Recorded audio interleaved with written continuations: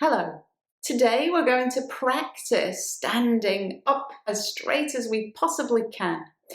We're also going to practice positioning the pelvis in the ideal neutral alignment. And we're going to do this because having the pelvis in the ideal or neutral alignment can have an impact on the functioning of the pelvic floor. So let's have a look at this now.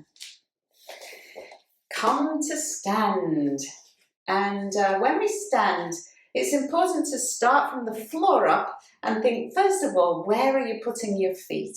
So in an ideal world, the feet should face more or less forwards and be positioned directly underneath your hip joints. Now you can just about see my hip joints here, and they are in the middle of me and not at the edges of me. So I'm thinking about the feet positioned directly under the hip joints and the knees there in the middle as well. Now, the next thing to consider really is the orientation of the knees. So from the side, we really want to resist that sense of locking the knees out whenever we stand. It's tempting, but we try not to do it if we can avoid it. So just a real soften of the knee. And then thinking about the orientation of the pelvis, I can, because I've practiced it a lot, rock my pelvis forwards and backwards when I'm standing. Now you might find it easier to do if you just bend your knees a little bit when you do it. And then the better you get at doing it, you'll be able to do it with slightly straighter knees.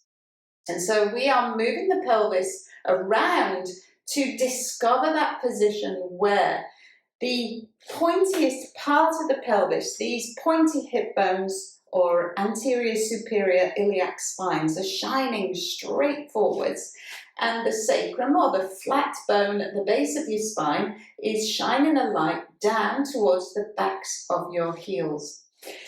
Now in this position, the pelvis shining a light down between the heels, the knees unlocked and the feet hip distance apart, we want to be able to stack the rib cage vertically above the pelvis. So not off to one side, and you can see with this t-shirt how the rib cage should be stacked vertically above the pelvis.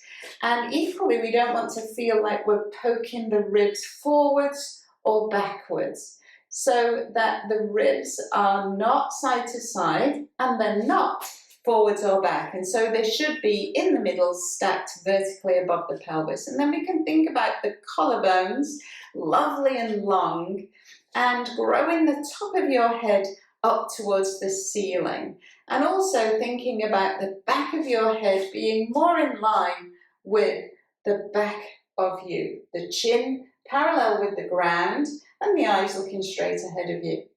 Now, if this isn't something you've practiced a lot before, it may feel just a little artificial to begin with, but what we know is the more we practice these things, the more natural it begins to feel. So go away, have a practice, and let me know how you get on. Take care. Bye for now.